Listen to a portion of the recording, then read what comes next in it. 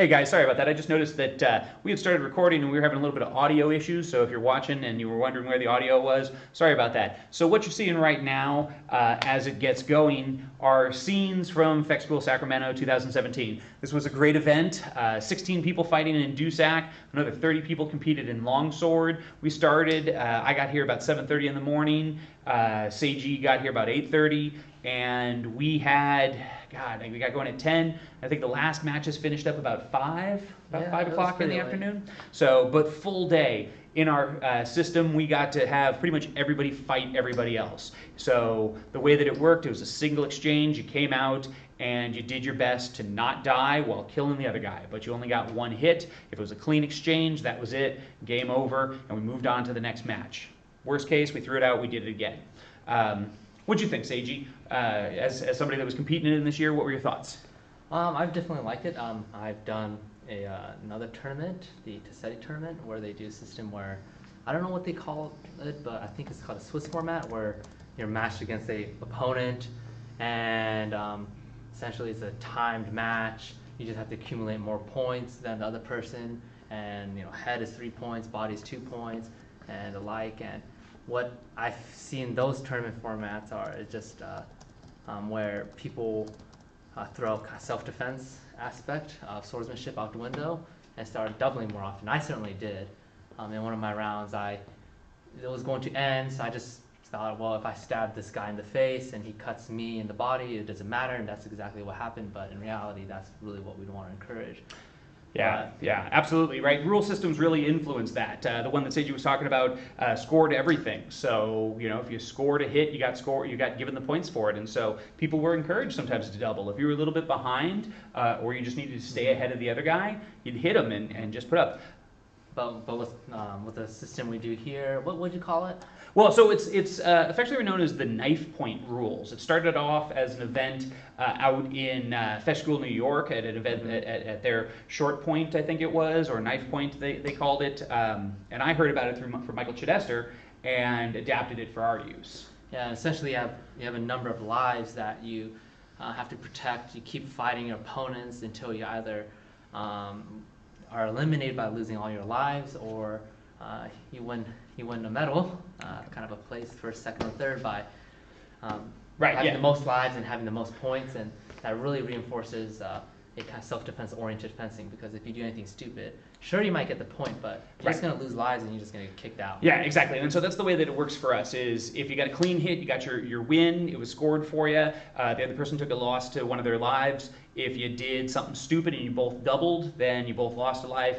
In the final round, we did have a rule as a nod to Meyer, what we call the highest bleeding head wound rule, where if Seiji got hit in the head and I got hit in the body, I would not gain a point, but Seiji would lose a life because I got the higher strike on him.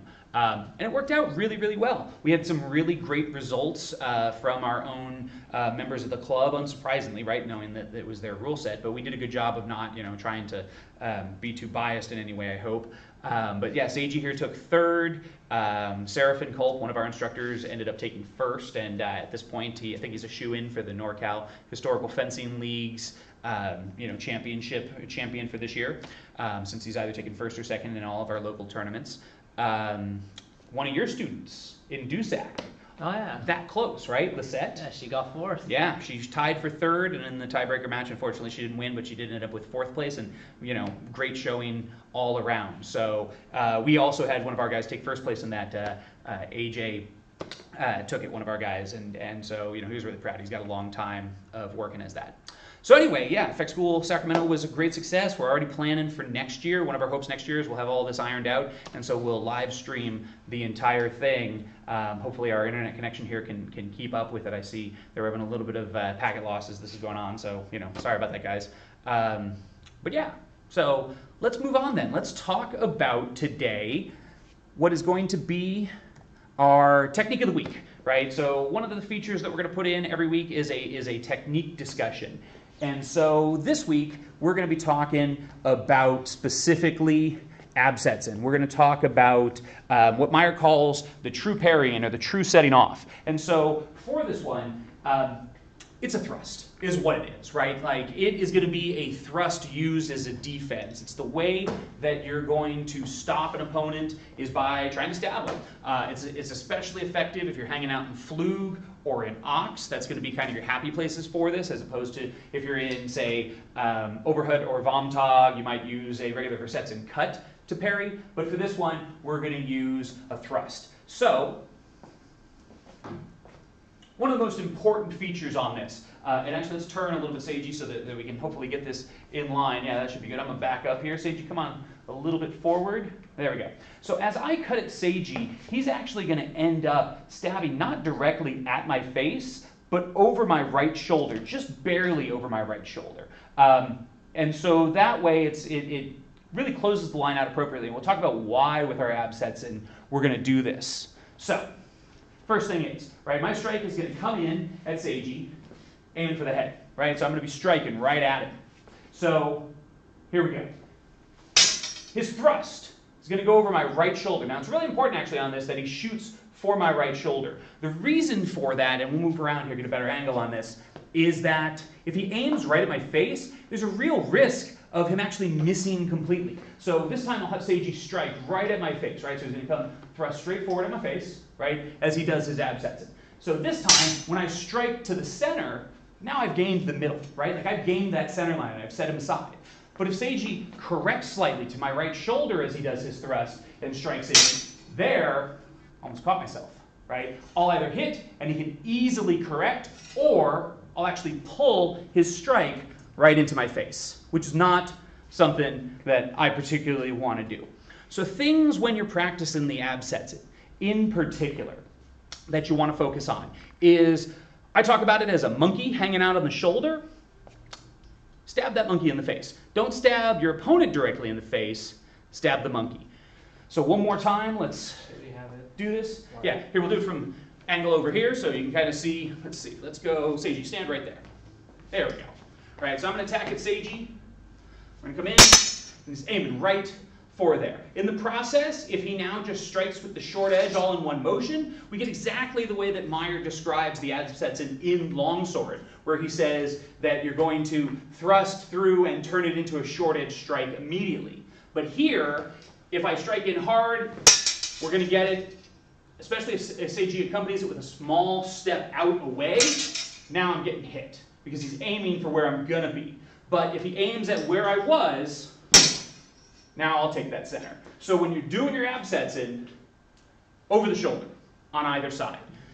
It's a fairly simple technique, but it's one that takes a bit of practice. People, I don't know, they think of it as, you know, that maybe parrying too wide to the side, shooting that point way off, further than it needs to be. For instance, you know, sometimes I'll see people misunderstand me and they'll thrust way to the outside as they do. And this is no good, right? Immediately from here, if he's thrusting this far off to the side where I can't even reach his blade, I can strike around, I can reach over and wrench, any number of options. But when he's aiming for that target right on my shoulder, he's already got me. And worst case, even if he doesn't, he'll just turn his long edge up into it and work that point wherever he wants to go. It's right into me, okay? So it's right there. So when you're doing your Absetzen, off the shoulder, hand's breadth, no more than a hand. That is your absolute maximum distance that you're going to go. Any further away than this, it's not a threat to me. Right here, it's a threat. Right here, I'm going to set it aside, which may be something if you're using this as a way to provoke an action, get me to strike around, something like that. You have anything to add on the Absetzen? At least for me, I don't know. I do remember Meyer saying that when performing Absetzen or even Versetzen, that is cutting as a parry, is to turn the long edge, that is the front edge, or in Italians they call it the true edge, towards the attack. So if I try to do Absetzen and I present my flat or even only partly my long edge, it could be deflected as well. Yeah, that's a great point. Make sure you're turning that long edge into the strike. If you're not turning it in, you're not protecting yourself, you're not going to have the good form. So here, do one with just the flat, right? So don't turn the long edge into it, it's a strike, right? So there, if he's not turning it in, I can reach him on the arm in the process. I might be able to bat him away more easily versus that same action, long edge in. Now I'm going to hit his cross. I'm going to hit his shield. I'm not going to be able to reach him. That simple twist and putting his long edge on my blade controls it so much better. And then as he rotates back, rotate, no, other way, right? So and again, bam, there it is. Now rotate the long edge up into it. Picks it up, right? And then if he continues that action up through, he can bind my blade and really prevent me from being able to easily slip out because I'm getting stabbed at the same time. Yeah, all right. Abscessin works against cuts and also works against thrusts. Absolutely. Thrusts. Yeah, absolutely, right? Like, so if I try and thrust against Seiji, let's say we're both hanging out in Flug, right? And I'm going to stab into him, it's got me, right? The same kind of deal, right? He's stabbing to the opposite shoulder, it's going to push in on me, doesn't want to stab too far to the side. Now, an important reason to stab to the side, not the shoulder, that I didn't really bring up, later on when we talk about Versetzen, you can cut right at the face, right? Like that's totally fine to cut straight into that point at the face. If you do it with the cut, there's an impact coming in from the opponent. So I'm going to strike at you, just give me a Zornhauer, right? So he gives me a Zornhauer to the middle, and he can strike right at me because there's force behind his blade, right? Versus if he thrusts just straight into that point, again, there's no actual force meeting me, and so it's really easy for me to set him aside. All right, so we're going to cut a little short. It's hot. It's really hot in here.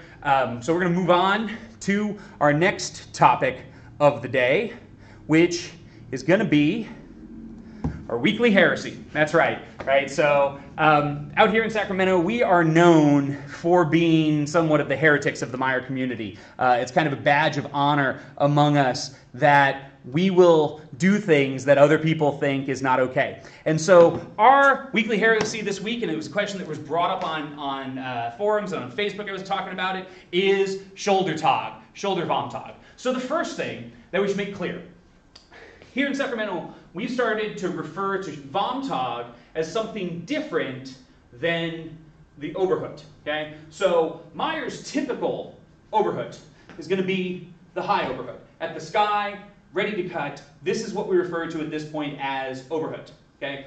Versus Vommtag, on the shoulder, okay? Now, the question that came up was, does Meyer show that anywhere in his work? Well, no, not explicitly. Although we do see shoulder Vommtag absolutely showing up in the earlier treatises. It's very, very common. Go look on the HEMA Alliance forums and you'll see discussions and debates of how Vommtag should be. We do it from the shoulder for reasons that we find to be implicit in Meyer. If Seiji gets in Zornhut, okay? He's in Zornhut, back weighted, all right? He's going to come forward into his strike. He's going to end up in shoulder tog, right? He's there. He's ready to go. It's just a natural result of transitioning at the hips forward in preparation for launching his strike. So if that's the case, if he can rotate forward and start to be ready for his strike, the position exists. And so rather than allowing it to be something that's just kind of a lazy thing that people do, where they hang out down here in lazy tog with their hands really, really low, we've made the decision that fine, people are going to do it, so we're going to make sure that they do it right. That is to say, nice high at the shoulder, elbows not way out but tucked in so they don't present a target. And really, when we launch our attack, it needs to be that the attack is able to start descending immediately. What I don't want to see is the sword going up to come down, right? So if we're going to strike out from there, it needs to be at the top of the arc that it's going to be coming from. So shoulder Vommtag, does Meyer do it? I think yes. Does he talk about it? No. Is it a natural part of using Zornhut? Yeah, I think so. What about you? You got any thoughts on using it? I know you like to use it when you're fighting. Oh. Why? Why do you like to use it? Well, if it's just less exposed at times, I can let my arms rest. For me, I started with early Lichtenauer work. Right.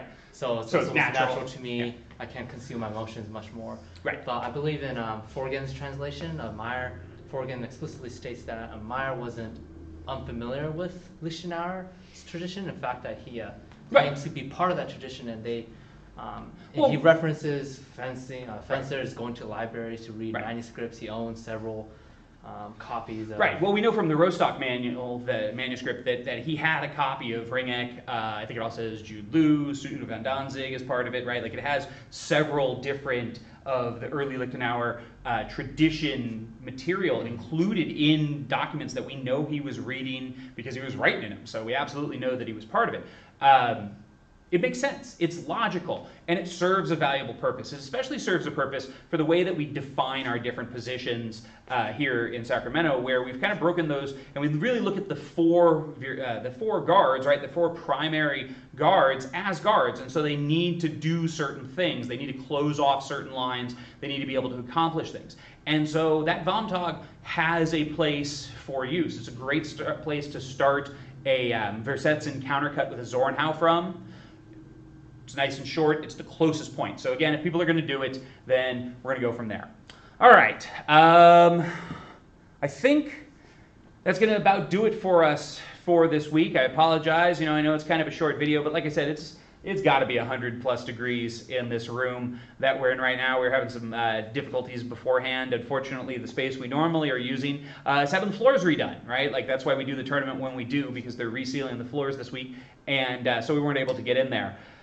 So we're going to call it a day, and hope you guys have enjoyed it. Thank you for Skype Captain for watching, and if anybody else has questions, please comment on the video, and we'll try and answer them next week when we'll be back in our normal space, and hopefully we're going to have a little bit better setup. We're working on getting a second camera so that when we're doing some of our technique videos, it's a little more clear. We can get a little bit better angle on that as well.